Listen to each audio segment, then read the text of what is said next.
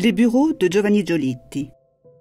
Le café Medaille, ouvert à la fin du XIXe siècle, a été pendant de nombreuses années le lieu de rencontre, d'échanges culturels et de loisirs de Bardonecchia.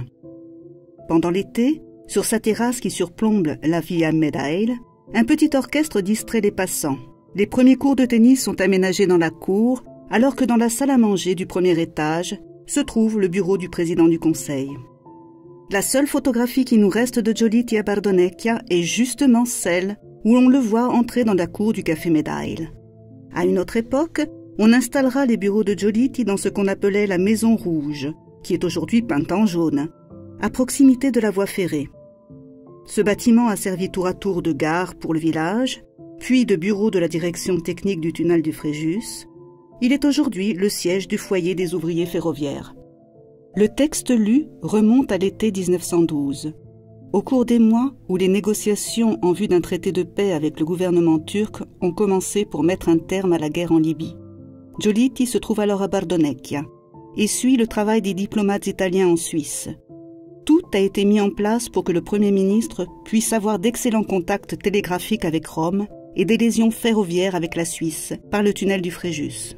Le journaliste qui se trouve à Bardonecchia pour faire la chronique de cette période choisit d'intituler son article « Il piccolo Braschi », le petit Braschi, en faisant allusion au palais de Rome où se trouve le siège du ministère de l'Intérieur et de la présidence du Conseil. La Stampa, le 26 juillet 1912. En quittant Rome, comment M. Giolitti aurait-il pu mettre ses obligations gouvernementales entre parenthèses sous prétexte qu'il est en vacances ? Les journées de M. Giolitti à Bardonecchia ne diffèrent guère de celles qu'il passe dans la capitale. À Rome, comme à Bardonecchia, il s'accorde très peu de repos. À Rome, comme à Bardonecchia, il observe attentivement tous les mouvements qui s'opèrent sur le grand échiquier politique où les diplomates s'affrontent. À Rome, comme à Bardonecchia, il travaille comme à son habitude de façon méthodique, fidèle à sa nature de grand travailleur. Les vacanciers de Bardonecchia ont souvent l'occasion de le rencontrer, quand il quitte la maison du vieux bourg dans laquelle il vit pour aller dans le nouveau village où se trouve l'appartement modeste où il travaille, le petit Braschi. Tous les jours, il reçoit la valise du président contenant les dossiers sur lesquels il doit travailler. Cette valise, qu'on lui fait parvenir quel que soit l'endroit où il se trouve en Italie, contient ce qu'on pourrait appeler les devoirs de la journée d'un homme d'État. Autrement dit, les dossiers traités dans la journée par les différents ministères.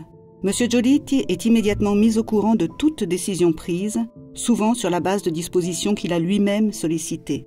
Il appose sa signature, modifie, annule selon le cas. C'est, pour ainsi dire, la partie bureaucratique de son travail. Quant aux affaires de nature purement politique, qui ne peuvent subir aucun retard, il les règle par télégraphe, grâce à la liaison spéciale par câble qui relie le petit Braschi de Bardonecchia au véritable palais Braschi de Rome. Ce n'est que lorsqu'il s'autorise à mettre le mot « fin » sur le dernier dossier de la journée que M. Giolitti s'accorde un peu de repos qu'il consacre aux promenades dans la nature. Ce sont ces brefs moments de tranquillité où le président peut laisser son esprit se détendre avec délectation dans le calme et où il peut respirer à plein poumon l'air pur et salubre de la montagne. La différence fondamentale entre la vie qu'il mène à Rome et celle qu'il peut avoir à l'occasion de ses séjours en montagne tient dans le fait qu'ici, il n'est plus soumis aux règles protocolaires et au style de vie et de confort liés à sa fonction et auxquels il est contraint de se soumettre sans pour autant les apprécier. À propos de la bonhomie du président et de son tempérament instinctivement rebelle aux règles imposées par le protocole, j'ai cité un jour une phrase qui décrit à la perfection les traits de son caractère. Cette phrase avait été adressée à une personne de sa connaissance rencontrée dans la rue et qui lui avait lancé un « bonjour » amical et auquel M. Giolitti répondit. Ah, kiela vas pas, mim vecen tucan de dörve butega. Ah, vous allez vous promener. Moi, je dois m'occuper de la boutique, tout en se dirigeant vers le petit Braschi. Il était comme ça.